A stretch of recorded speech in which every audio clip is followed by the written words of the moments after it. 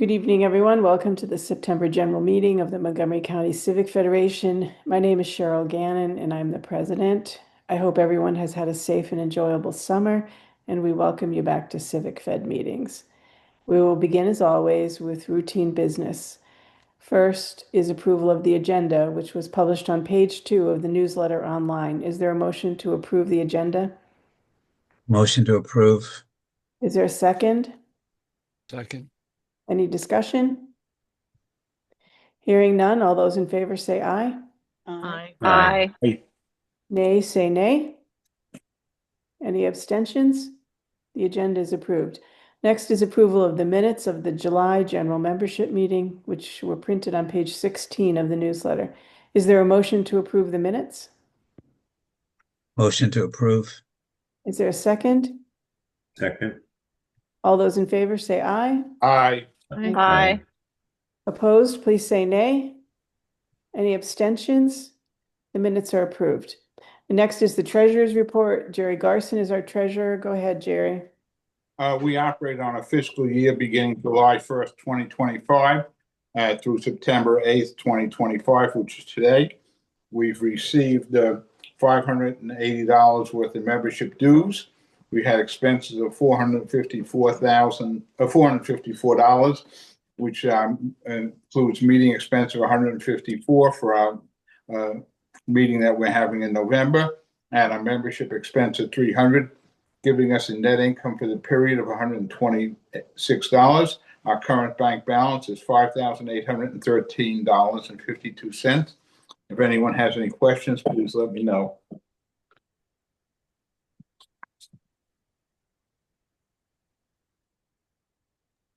Cheryl, you're muted. Don't send me that reimbursement check, Jerry. I had to cancel that particular reservation and need to make a new one. We had a conflict in terms of attendance. Okay, I'm going to move just to announcements briefly. I want to welcome a new member, the Rosemary Hills Neighborhood Association. Is Carlotta or Adam here? Okay. Well, anyway, it's nice that we have a new member. Are there any other announcements? Okay, then I will call on Joy Squads to introduce our speaker tonight. Hi, Cheryl. We welcome as our speaker this evening Al Carr, a person who is familiar to many of us. Al served as a member of the Maryland House of Delegates from 2007 to 2023, representing District 18.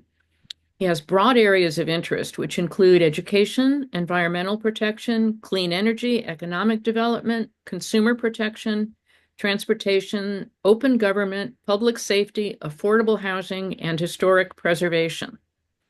He's a member of the board of Nature Forward and of the executive committee of the Sierra Club of Maryland chapter. Al has been helpful to MCCF on issues of government transparency important to many of us in Montgomery County, and we are very pleased to have him with us this evening. Welcome, Al. Thank you, Joyce. Good to see everyone. I see that I'm among friends, so it is great to be with you. I'm going to try to share my screen here.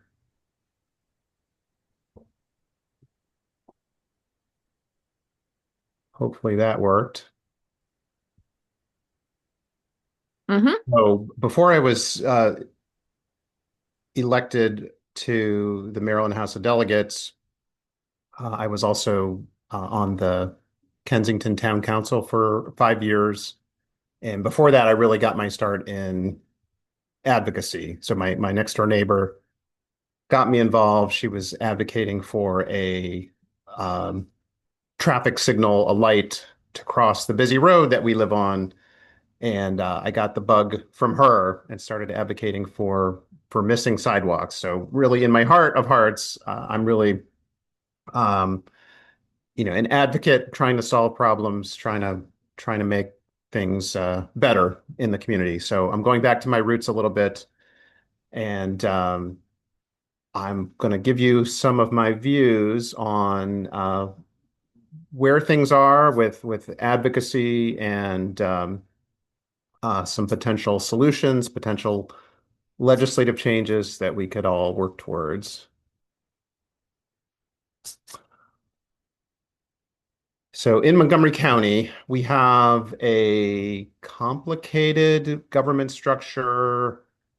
Besides the county government, we have these other entities that are not part of the county government, yet they make these really important decisions, like our, water company is this separate by county agency.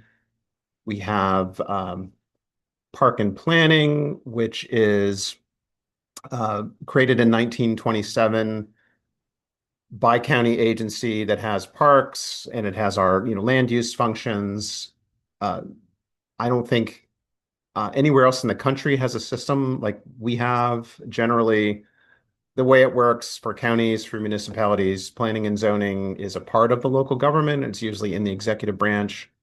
That's the way it works in all across Maryland, all across the US, but not in Montgomery or Prince George's County because we have this unique setup. So I think it's easy for people to feel shut out, if not just for the complexity of, how to figuring out how decisions are made for something that you care about. How can you follow along and how can you have your voice heard? Sometimes people get the feeling that government meetings are just for show, public hearings are just for show, that you show up and you put the time in to put together testimony, but it feels like the decision has already been made. We also sometimes get the feeling that certain officials have an ideological bent, that they have an agenda, and there's this attitude out there that the wrong people are showing up and giving public input, therefore public input is bad, so we should have less public input. I don't agree with that, but that is definitely a sentiment that's out there. We have our county government that sometimes just kind of does what it wants. State laws be damned. For example, state law says when the county council appoints a member of the planning board, there's a 30-day waiting period for the county executive to be able to approve or disapprove of that person. And there was a group of planning board applicants that were seated immediately without giving the county executive that opportunity. And so that's an unfortunate attitude that we get coming out of the county. Our planning board, it's very hard to follow along. If there's some corner of the world, some part of your community, your neighborhood that you're interested in and you have something to say about, it can be tough to know that something is being decided, how to weigh in. You're told you're too early, you're told you're too late. And then I ran for county council 4 years ago and learned really to the extent that the real estate industry has a kind of an outsized influence on elections for county council and county exec. So this is just a slide that the planning folks came up with, talking about the development process, and then I wrote in red all the exceptions and the reality of how things work. So things are not as straightforward as is presented. I'm going to give a few anecdotes that these should be familiar to some of us, Kira, Joan, Amy, because these are things that are close to where I live in Kensington, but we have our housing agencies called the HOC, and they have their headquarters at an old elementary school property that's owned by the county.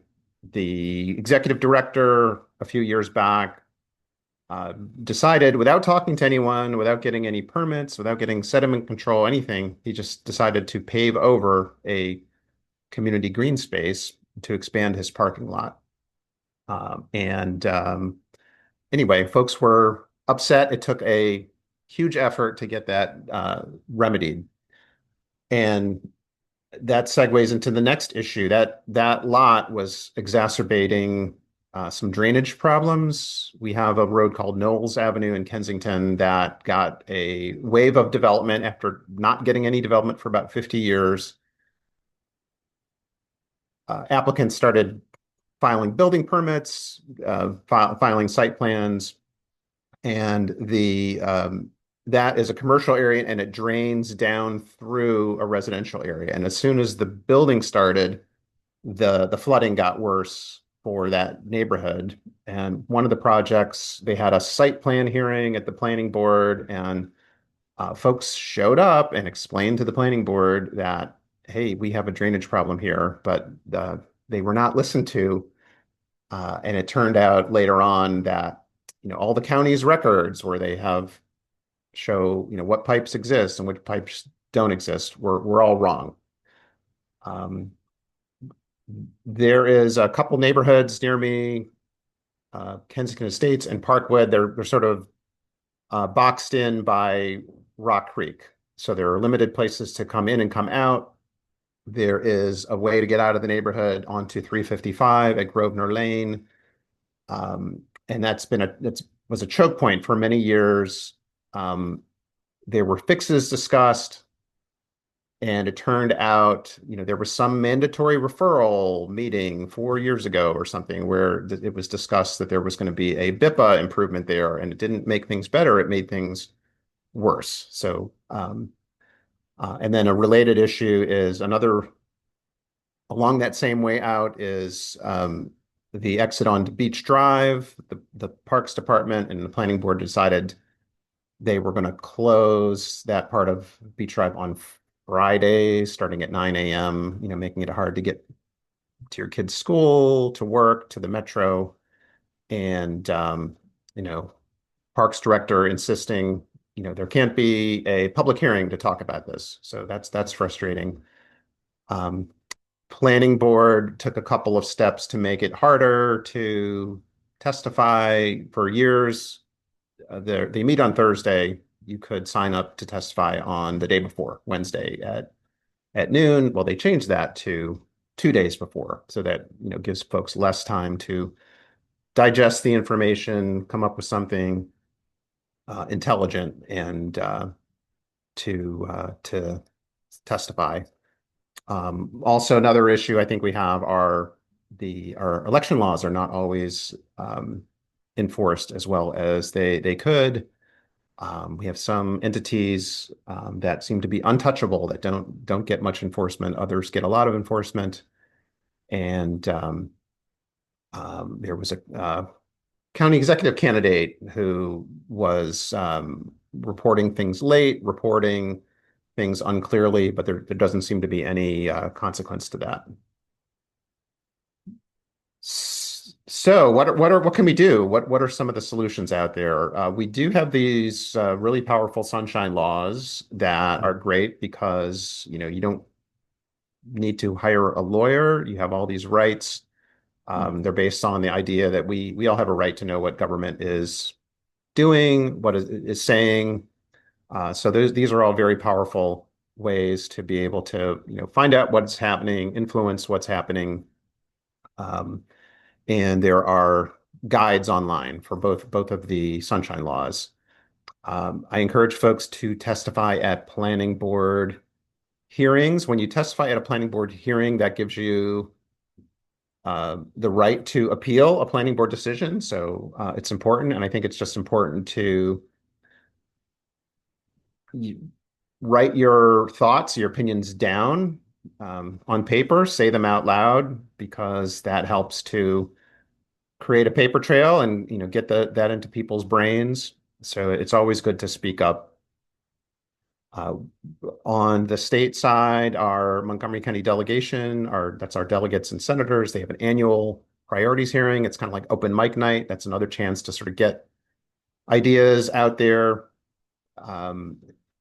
For actual bills, there are local bills hearings typically in December, and then state bills are in February, March, and you can testify on Zoom. You don't have to drive to Annapolis, which is nice, but a good way to get your voice heard on many different topics. a lot of great advocacy groups out there. So I'm on the board of the Sierra Club. It's called our XCOM, and we are elected by the Sierra Club membership, but we're volunteer leaders. We're looking for candidates because we have 5 slots open. So if you care about clean water, clean air, clean energy, smart growth, consider um, applying to run for a Sierra Club board seat, or many of these other great organizations that are out there.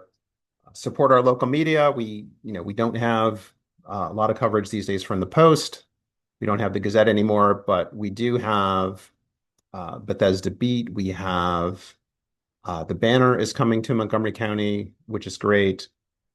And we have Maryland Matters, which covers statewide issues, but it's important for us to support them so that they stay around.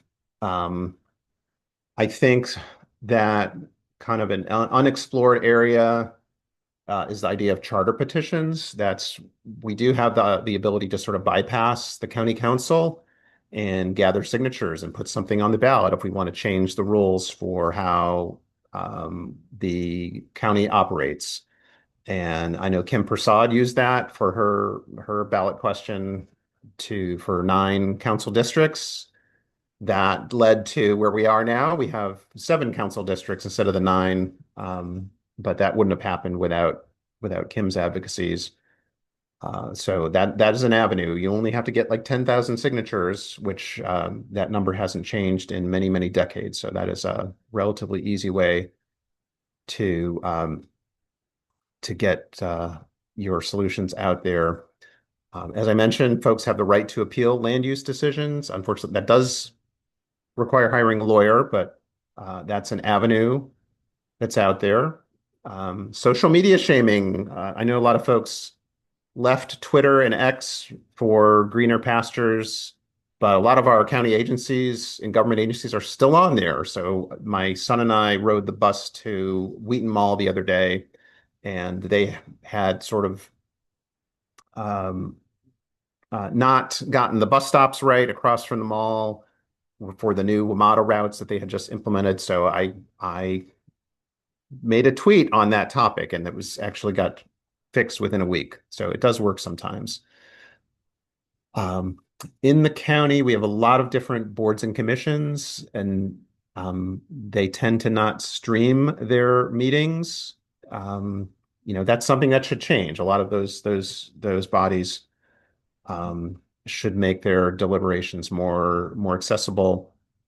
And then on land use decisions, if you show up at a planning board public hearing, sometimes you'll get the feeling that things have already been negotiated by the developer and the planning staff, but there are these earlier stages. So a lot of times a project will come to something called the Development Review Committee meeting. And if you can get your input in before that, sometimes you'll have a better chance of having it become part of the discussion. And then I encourage folks to work together. If you're facing an issue in your community, chances are a neighboring community might have run into something similar a few years earlier, and you can learn from them and not have to start from scratch. And then bird dogging is good if you can designate someone in your group to be like a watcher, to look at agendas that are coming up and flag issues for folks. That can be a helpful way to do it. Some of the websites I check regularly, Planning Board, their agendas come out weekly, Development Review Committees bi-weekly. There's this other land use body called the Board of Appeals. They sometimes have interesting stuff on there. County council agendas, those come out weekly on Fridays. Legislative fixes. So one thing I noticed a few years back is that Montgomery County has a few loopholes in our ethics law. Prince George's and some of the other counties actually have stronger ethics laws than we do. So that is something that could be advocated for. Of course, there's the People's Council. I think 4 or 5 other counties have a People's Council. we have it, but it's not funded. So with our really super complicated system, it would be really nice to have someone helping us to advocate and then with the public interest in mind. The delegation could introduce a bill to restore the county executive's ability to veto a zoning text amendment. There was a point in the past where county executives did have this power, but it was taken away. And just with the council having a monopoly on this and, no way for the citizens to get around it or the exec to have a say, I think that would be a good reform, especially now that we have this the new larger council. With the old council, at least everyone could say that they voted for a majority of the council members who are making those decisions, but we can't say that anymore. So planning board members, financial disclosures would be great if those were easier to access. Right now you have to drive to Annapolis to see those or file a Public Information Act request and wait a few weeks. Something we talked about last year with a few of us was the improvements for planning board meetings. There's a list of state agencies that are required to go above and beyond the Open Meetings Act. They have to not only stream their meetings, but they have to freeze their agendas 48 hours in advance. They have to make all their materials available to the public. That would be a great reform for the planning board as well. So here is these two bubbles on the left. Those are the couple loopholes in the county ethics laws, where certain individuals that are lobbying or paying money to influence government don't have to register as such. And this is sort of the convoluted flow chart for how the financial disclosures work for planning board and how hard it is to get a copy of those. More legislative fixes. Of course, if we could somehow better enforce our election laws, that would be great. I think it would make sense to ban planning board members from political activity, like filing as a candidate or opening a campaign committee. Frederick County does that. Prince George's County bans their county council members from accepting developer contributions. We could do that too. Yeah, we have a lot of power to make change and advocate. And yeah, if we can work smarter, work harder, communicate, we can definitely find solutions.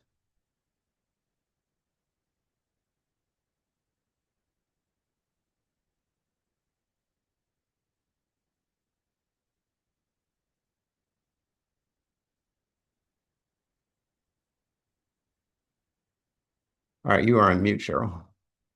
Okay, well, I missed my chance to tell you thank you. So Welcome. I'll say it now. Thank you, especially for making a PowerPoint, which will be useful to us this fall as we get a legislative agenda ready. So I appreciate the time you took to come and to make that PowerPoint for us. Lots of good ideas there for discussion. I think we can go to questions now. Liz Joyce has her hand up. You're muted, Liz. Liz, you're muted. I obediently muted myself.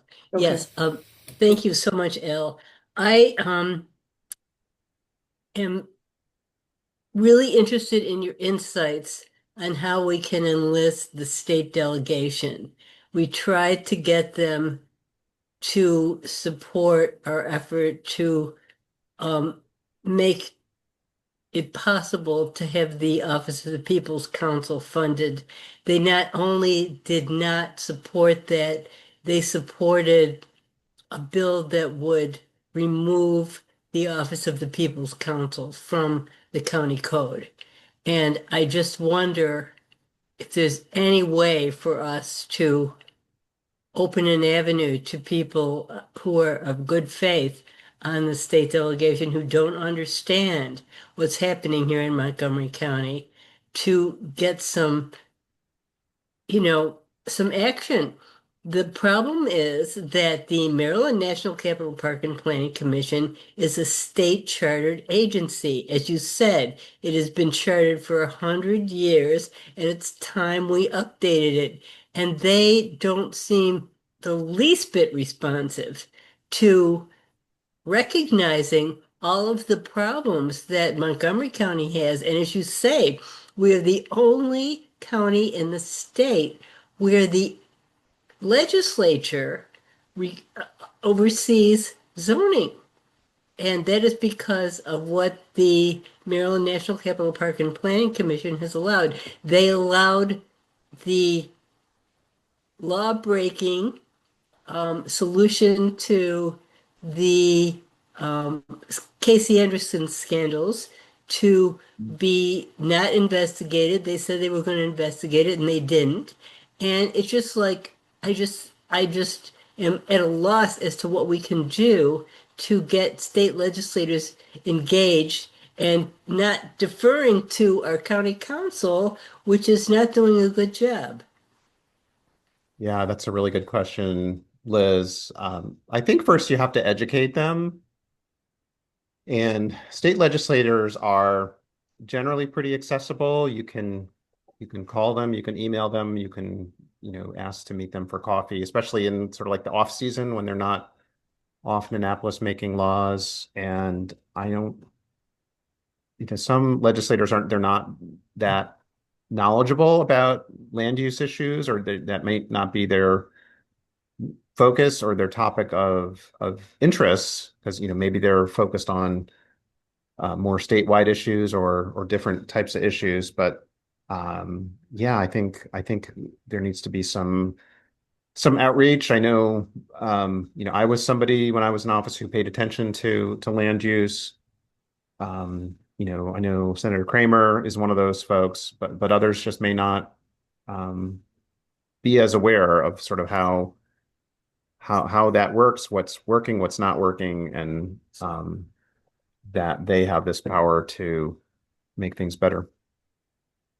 Yeah, I mean, Senator Kramer's effort to help us was shot down in an extraordinarily well-planned and, to my mind, shameful hearing where they all ganged up against him and misrepresented his bill and would not do anything. And not only did nothing come of it, but he was he was put in a terrible position by the county council, and the state delegation did not support him. And what concerns me is that the state delegates don't seem to understand that the Maryland National Capital Park and Planning Commission is a state agency, and they have the authority to make rules and policies about that charter, which needs to be it needs to be revised. And as you say, we have to sort of like probably go and at the beginning of the session or before the session, talk to our delegation, but they have not been helpful, and that's really distressing. Yeah, I think that one problem I would point out is so the residents of Prince George's County initially did a charter amendment by petition to get the People's Council in their charter. And then that was challenged in court by the Prince George's County government. And the court came back and said that you can only put things in the charter because it's a state agency, that the state is explicitly giving the power to do that. So it was struck down, and then there was a deal made, and the legislators put into the state code Prince George's County's People's Council and also funding for it. So here we are in this bi-county agency, and our partner, Prince George's, has a People's Council and funding from the state. and we don't. And I think that on its face is inequitable. But beyond that, we can't go into our charter and make any changes. Like, for example, some of our members have been telling me they want to be able to elect the planning board members, or I had been thinking about electing the chair might be a reasonable thing to give the residents the power to do, since it's moved pretty far from a resident voice. But we can't, and so we're stuck. It's a state agency controlling our local planning, and we don't have charter amendment petitions, that ability to change anything unless the power has been granted. So, so that's a big problem. And I agree with Liz, we need to get a lot more cooperation from our state delegates. I do wish we had done more education before that People's Council bill dropped, because we had state house delegates not familiar with it and repeating a lot of misinformation about a People's Council. And we probably could have preempted that. Also, Senator Kramer asked us to put together a bigger coalition before we asked him to reintroduce it. I didn't think the Civic Fed alone was going to be enough to pass it. I know there are other groups that support People's Council, but we weren't acting together. So we do need to do that. I don't know if we have any members who want to volunteer on some of this advocacy stuff. We would, welcome the help. Does anybody else have questions or comments on some of these ideas we've been hearing about? I've got a question. What's been your experience with the MPIAs? How often are they used? How effective are they for getting information to residents about policies at the local and state level? Yeah, I think we have a very strong law in Maryland, Maryland Public Information Act. I think it's an excellent tool, and it's really good to read the guide that's online that the Attorney General puts together. So, yeah, if you want public information, you don't need to have a reason. The government has to share the information unless it fits into one of the specific exemptions, like if it's personnel matter or some sort of like commercially sensitive secret, or labor negotiations. They have to share the information, and sometimes they don't want to share the information, so they can try different things to discourage you, like tell you, oh well, for us to give you that, we have to search for it, and it would take us 100 hours, and so we're going to charge you $1,000 for that. And I think you just have to be persistent in because if a government entity is trying to charge you an unfair amount, you can appeal that to the ombudsman. It does take some time, or if they're denying the information altogether, you can appeal that to the ombudsman, and then after the ombudsman weighs in, then you can take it to the MPI compliance board. So there is an avenue to do it, and then you can learn some tactics to if you sometimes make a narrower request, it's harder for the agency to try to shut you down by claiming that it's would take endless hours of searching and resources to put it together. Yeah, not that it can't be made better, quicker, but it is a very powerful tool, in my opinion. I was wondering to what extent you might be willing to put the shoulder to the wheel on the People's Council issue as a former, state delegate, that some of your former colleagues may listen to you with some constructive suggestions about how to move this forward, either at the county level or at the state level. We thought we had a very good solution trying to get the delegation to empower a Montgomery County solution that looked like Prince George's. Uh, but I think we were dismissed out of hand because our members of the county council did not want to do it. In fact, that's sort of a recurring problem that we have is where the state delegates who are not engaged in these issues, 12 months a year, sort of defer to the county council members and committee chairs on these particular issues. So I just thought that with the banner coming, and people are really excited about that with an expanded newsroom that will be following these kinds of issues really carefully, that there might be some opportunities for former delegates, current delegates, to do opinion pieces on the advantages of People's Council and more transparency and more accountability. Yeah, I know that would certainly be consistent with my brand. So, I'd be happy to let folks know that I support a People's Council and why.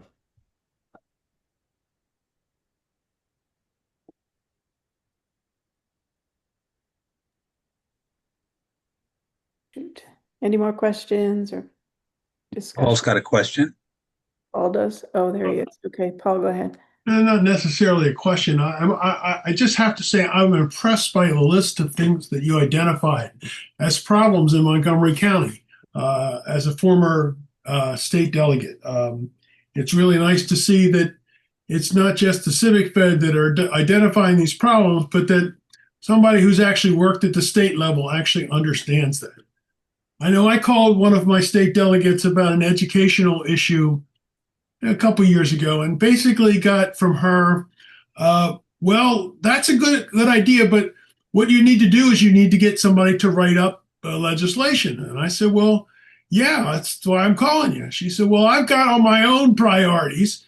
Your first thing is you actually have to basically said you have to find somebody who cares to be able to submit this potential legislation. So as somebody who has dealt with these people, can you identify anybody that really cares? It just seems like they're going after whoever's lobbying them, whoever's got money to contribute to their campaign, and they just don't want to spend the time with a civic leader. Yeah, no, I guess well, one thing to keep in mind is we all have 4 legislators, so 3 delegates and 1 senator. So you can ask any one of those 4 if there's something that you're interested in doing, or you could shop your idea around to someone who's not in your district. I think legislators tend to specialize in certain niches, and if it's something they're not familiar with or they've got a heavy workload, they might not want to take it on, but doesn't mean you shouldn't keep trying and trying to find, make your case and find a willing legislator to introduce the issue. And legislators are scattered. They're drawn in a million different directions, and they have to vet a huge number of bills. So it is sometimes it can depend on like the time of year you approach them, but I would say, keep trying. Don't give up just because you did not get the best answer from one person. But you don't know anybody, like, say, for the Office of People's Counsel, other than Senator Kramer, who would be on board to correct that travesty. Yeah, I don't know. I mean, you'd have to talk to your legislators and ask them, if they're familiar with it, are they interested in it? Can you, update them on it? Yeah, you'll have to talk to folks and see.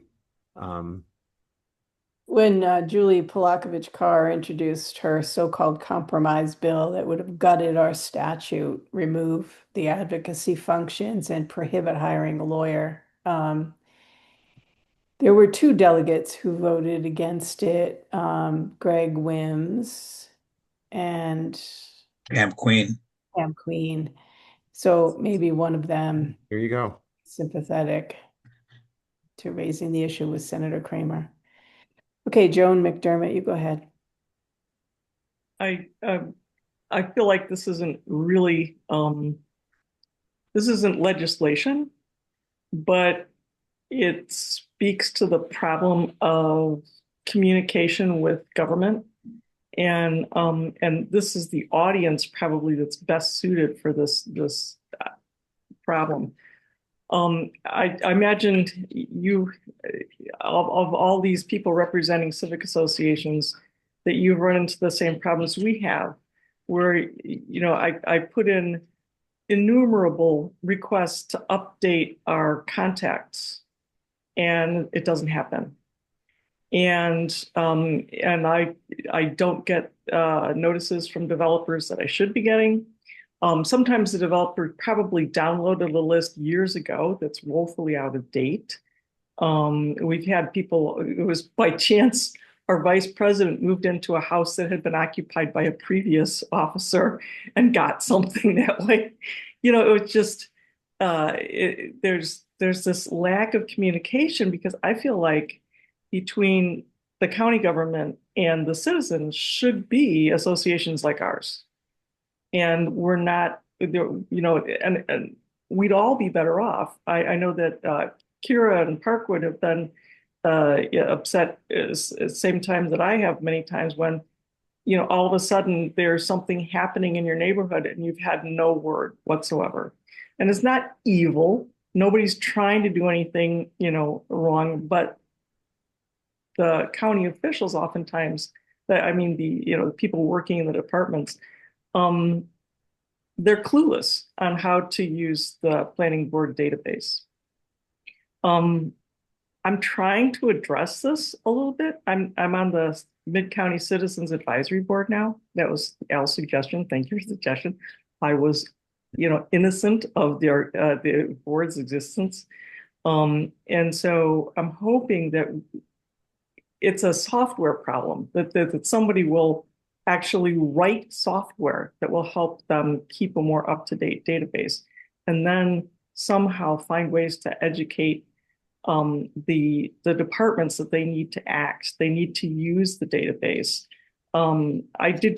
I caught the ear of a DOT person, Lori Main, when we went to look at Grosvenor and 355, about this problem and how, we're not getting the word.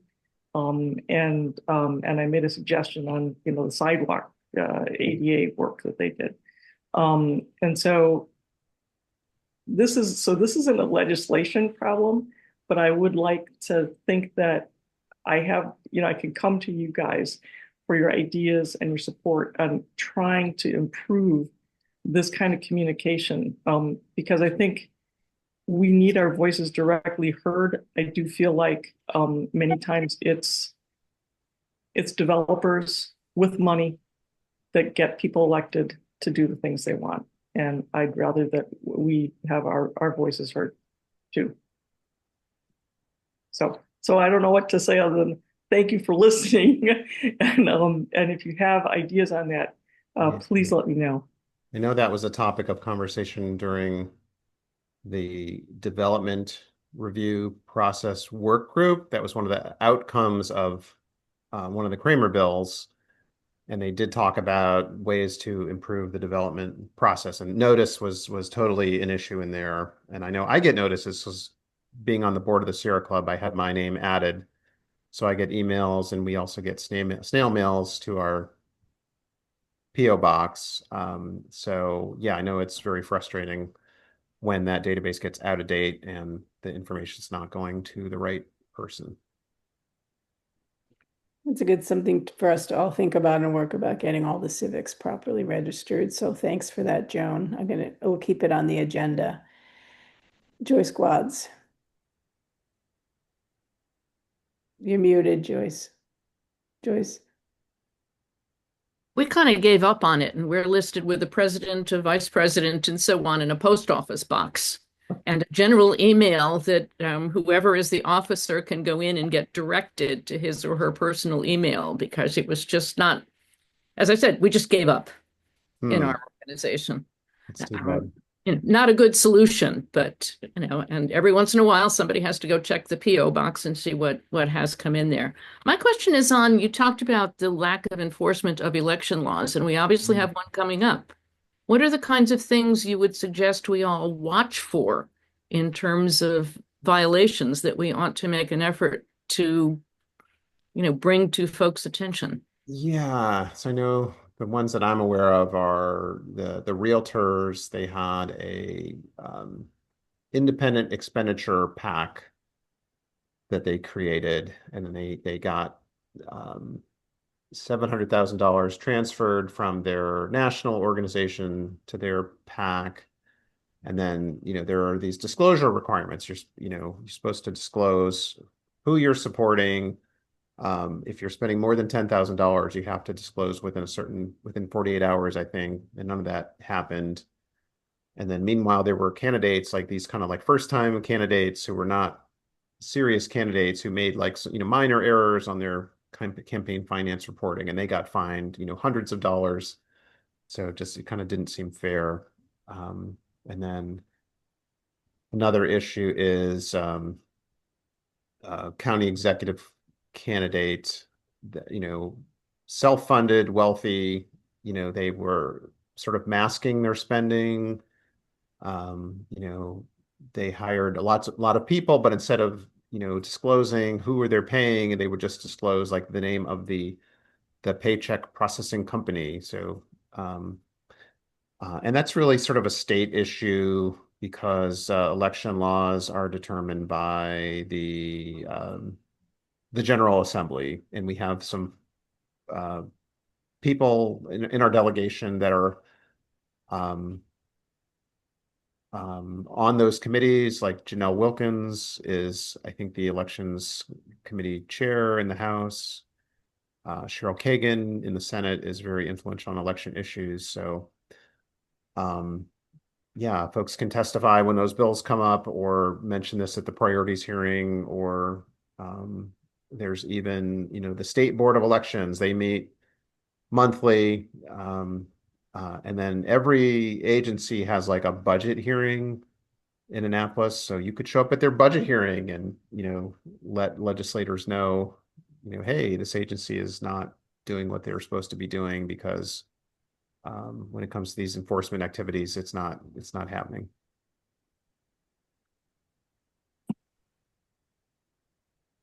Thank you. Al, one of our members who's not here tonight has raised the issue a couple of times with me of making county council and planning board members' calendars public. And this is Paula Bienenfeld. But she asked at the book event the other night, there were 3 people present who were running for council. And she asked all 3 of them if they would commit to making their calendars public. And I think 2 maybe said yes, and 1 said she needed more information or something.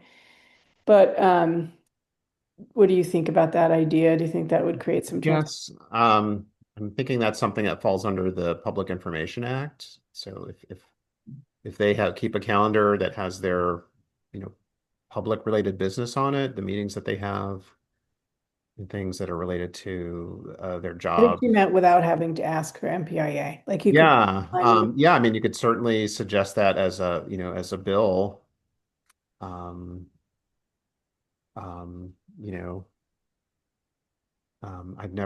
don't remember a bill like that being introduced in the past, but that doesn't mean it couldn't. Or they could just voluntarily do it. They could definitely do that in today's day and age. You would think, it would Right. be more hard to do. Right.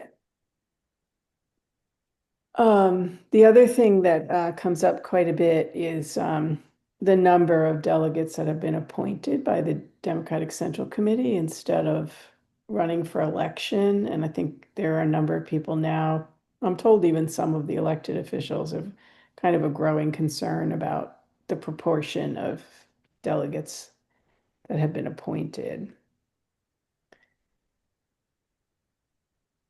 Two out of the 3 of our delegates were appointed. in District 16. Yeah, that's an issue. I think that's in the press a lot, and I know a lot of people are concerned about it.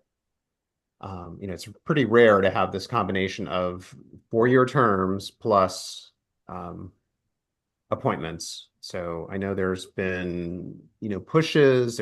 Just about every year there's a push, and sometimes some years it'll pass one chamber but not the other chamber. I think it passed the Senate last session, but it didn't pass through the House.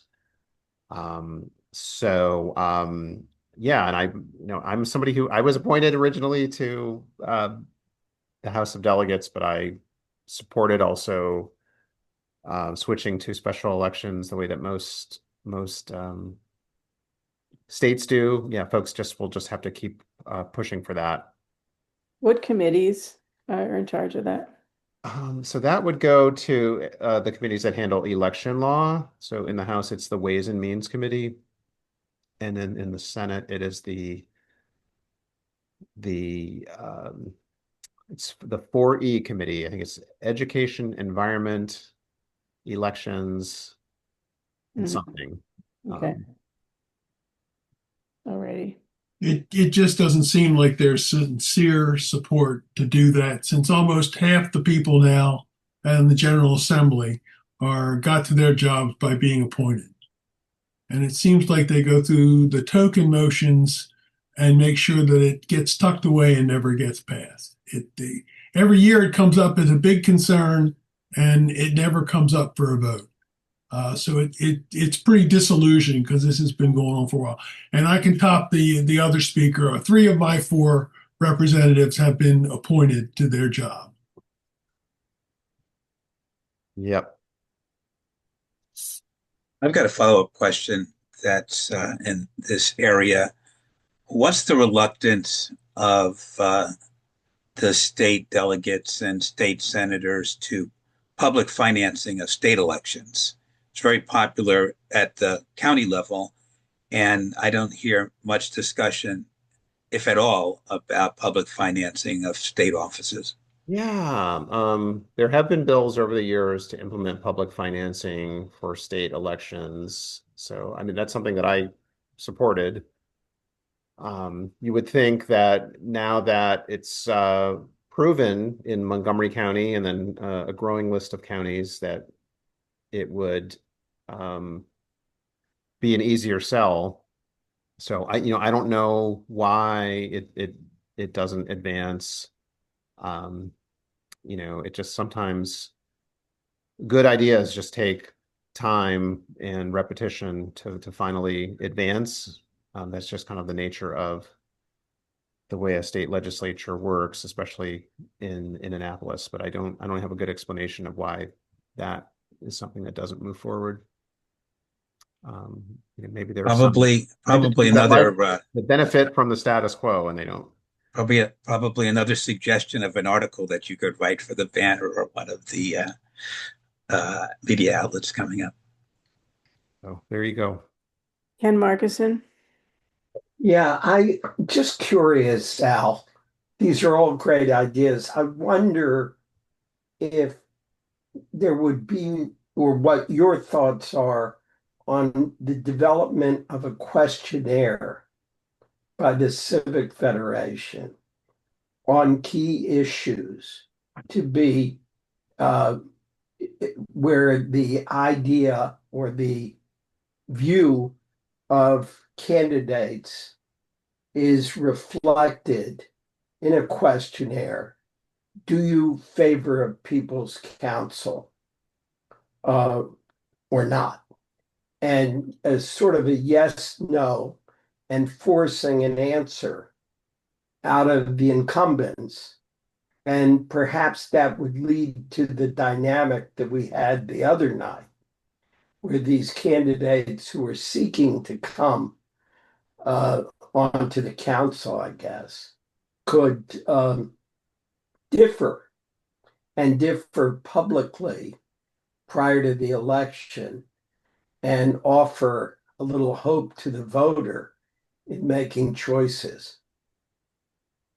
Wonder if that might have any utility. I think a questionnaire is a great idea. I know a lot of groups do questionnaires, and they either they'll like publish the answers or they'll use it to make ratings or make endorsements. But yeah, it's good when folks are running. It's good to find out what they stand for, encourage them um, to support good ideas like having a people's council, and then if they don't do what they promised they would do, then you can take that into account when it's time to reelect. And I wonder if its utility with the state delegates might again shake up a little bit of the arms locked around these issues. Could that's possible, yeah. I have another question. Can you give us a look behind the scenes about sort of this is a money and politics question? Give us a look behind the scenes about the issue of artificial turf and the chain of custody. There's been a lot of excuse the pun, grassroots support for getting rid of artificial turf, having natural fields, and having a chain of custody uh, trail for the waste from depleted artificial turfs. None of those issues have really gone anywhere, and I'm wondering how how you see the influence of moneyed interest into stopping stopping more grass turf and having a chain of custody for the waste. Yeah, that was a really frustrating issue for me because I always supported at least not subsidizing the plastic grass fields, which happens at the state level. And yeah, I think that industry unfortunately has done a good job of sort of building a lot of support for their product. I know a lot of the local governments, support having turf fields, and some of the sports parents support it. And I know at one point we had the Speaker of the House, former Speaker, was when he was not serving in the legislature, he was employed by one of the county rec departments. So that maybe didn't help with bills like that advancing. But yeah, I don't know. I don't know if it's a money thing or if it's just that there are all these voices that come out, in support of turf fields that you're battling against. So it's very frustrating.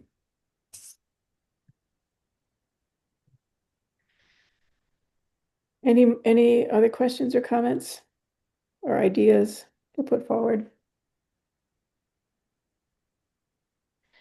Okay, well then that concludes this. Thank you, Al. We're going to move on to our new business. You're welcome to stay. But we're going to move on in the agenda. But I really appreciate you coming and answering all these questions. It was a great presentation, and we will definitely be taking your guidance. You're muted, but okay. New business. I just want to mention to people that we have 2 hearings this month, 3 actually, one on the University Boulevard plan, which I think the first one is tomorrow night at Blair. Today was the sign-up deadline, so if you didn't sign up for that, you've missed it. There's another hearing on the University Boulevard plan on the 16th. And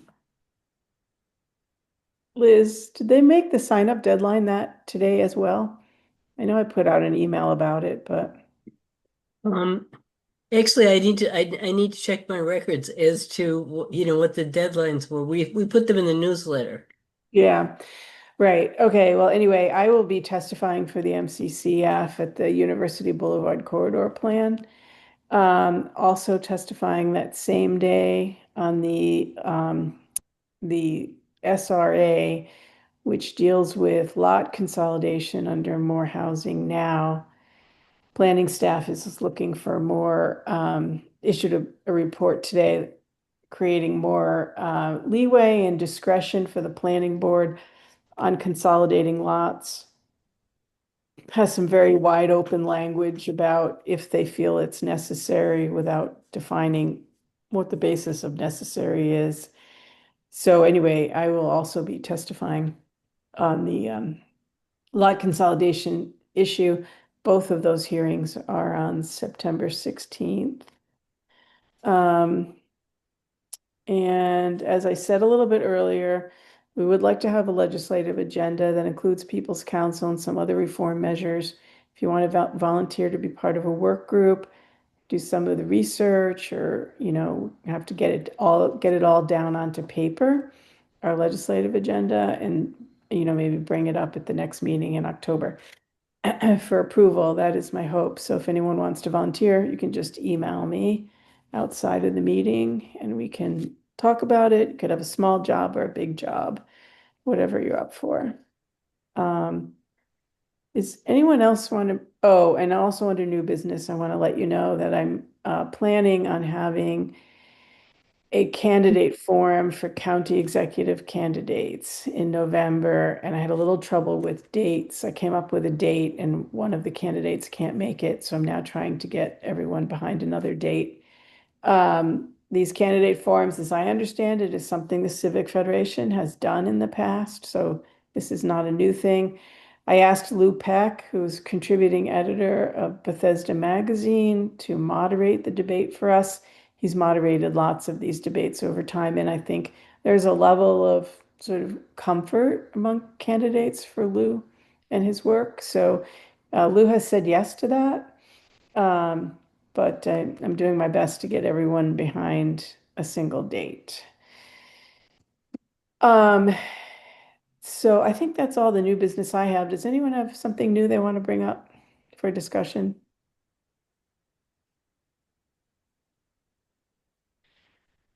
Okay, well, hearing nothing then, do we have a motion to adjourn? So moved? Okay, is there a second? Second. Okay, all those in favor of adjourning, say aye. Aye. Aye. Aye. Opposed, say nay. Okay, the meeting is adjourned. Thank you all very much. Thank See you, Thank you. Cheryl. Thank you. Thank you. Thank you. Great meeting.